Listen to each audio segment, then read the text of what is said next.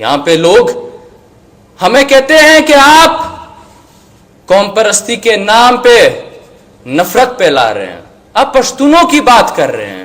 آئے ہم آپ کو مناظر دکھاتے ہیں، آئے ہم آپ کو اسی زندگی میں دوزخ دکھاتے ہیں جو ہمارے وطن کو اس ریاست نے بنا دیا ہے۔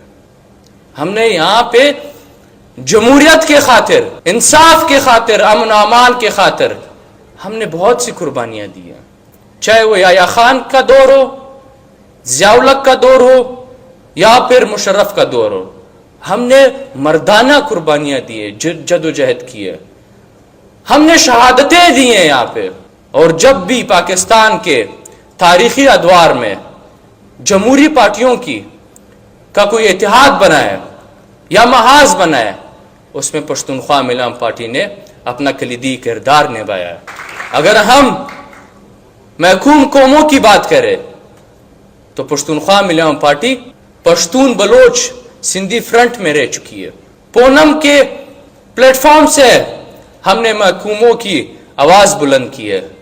اس کے علاوہ ہم ایم آر ڈی، اے آر ڈی، اے پی ڈی ایم کا ایسا رہ چکے ہیں، اور ان میں سے کچھ تحریکوں میں عثمان خان کاکڑ کا پر افتخار کردار تھا۔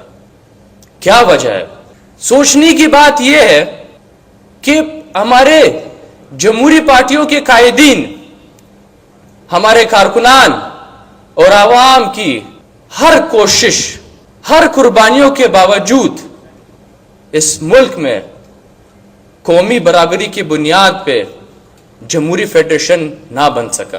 اس ملک میں آئین و قانون کی حکمرانی نہیں لائی جا سکی۔ اس ملک میں منتخب پارلیمنٹ کی بالادستی تسلیم نہیں کی گئی۔ یہ ایک تلخ حقیقت ہے کہ آج اس ملک میں اقتدار اعلیٰ، اسٹیبلشمنٹ، مسلح افواج اور جاسوسی اداروں کے ہاتھ میں ہے۔ اس ملک کی خارجہ اور داخلہ پالیسی جو منتخب پارلیمان میں بننی چاہیے تھی، وہ آج جی ایچ کیو میں بن رہی ہے، اور اس کے نتیجے میں آپ دیکھ رہے ہیں کہ اس ملک میں فرقہ واریت، انتہا پسندی، دہشت گردی عروج پہ ہے۔ یہاں پہ غیر جمہوری قوتیں جمہوری قوتوں پہ بھاری ہے۔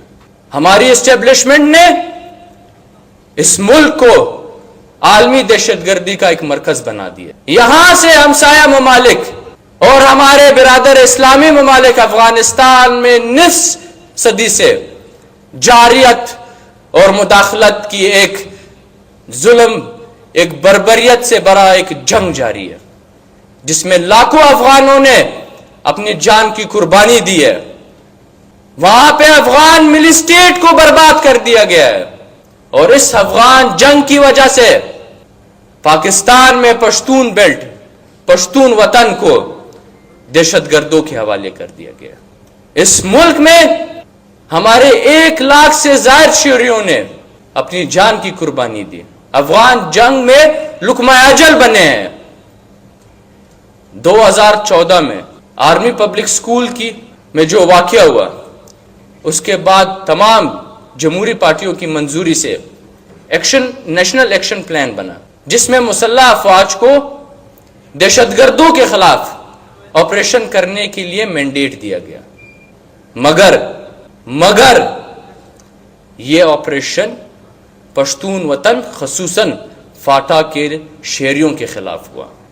بندوق کی زور سے پہ انہیں اپنے علاقوں سے نکالا گیا، اور لاکھوں کی تعداد میں انہیں بنو اور ڈی آئی خان کے کیمپوں میں یرغمال رکھا۔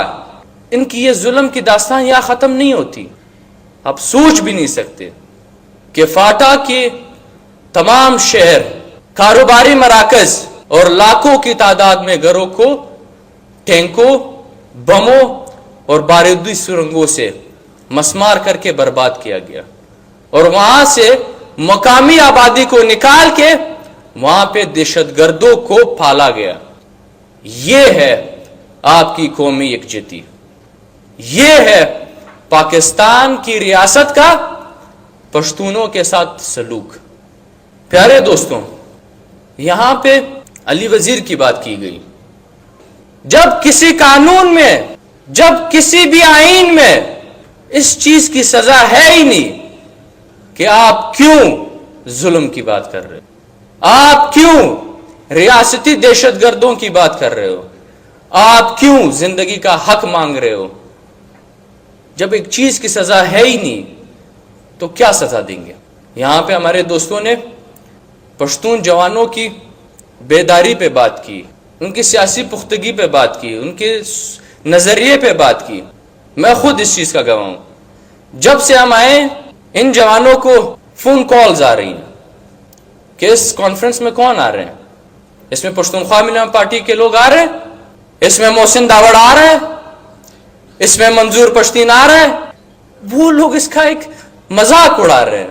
وہ اب ڈرتے ہی نہیں ہے، ان کو فکر ہی نہیں ہے کہ آپ جو اکھاڑ سکتے آپ اکھاڑ لیں. ہمیں اس چیز کی پرواہ نہیں ہے. لالا شہید کا سب سے بڑا گناہ یہ تھا کہ انہوں نے جو پشتون خطے میں جو دہشت گردی ہو رہی ہے اس کے بارے میں پورے ملک کے عوام کو آگاہ کیا، اس دہشت گردی کی پالیسی سے پردہ اٹھایا، اور یہ آواز حق ان کی عظیم شہادت کا وجہ بنا. لہذا میری یہ درخواست ہے ان جمہوری قوتوں سے، میری درخواست ہے ان تمام پارٹیوں سے، تحریکوں سے، کہ اب یہ ملک اور برداشت نہیں کر سکتا، اور نہ ہی کوئی قوم اب اور محکومیت برداشت کر سکتی ہے. آئے بیٹھیں، ہوش کے ناخون لے. یہ ملک ایک کثیر القومی ملک ہے، اس میں 5 قومیں آباد ہے، اس میں پشتون، بلوچ، سندھی، سرائکی اور پنجابی آباد ہے، اور ہزاروں سالوں سے اپنے اس سرزمین پہ آباد ہے. لہذا قومی برابری کے بنیاد پہ ایک حقیقی جمہوری فیڈریشن بنائے جس میں سب قوموں کی برابری کے بنیاد پہ نمائندگی ہو، تب ہی یہ ملک آگے بڑھ سکتا ہے. ہماری اس محکومی، ہماری اس دردناک، اذیتناک داستانیں ہماری سنی. ہم کمزور نہیں ہیں، ہم ہر چیز کا مقابلہ کر سکتے ہیں. بس صرف ہم یہ بتانا چاہتے ہیں کہ ہم کسی کے خلاف نہیں ہیں. ہماری بہت ہی تاریخی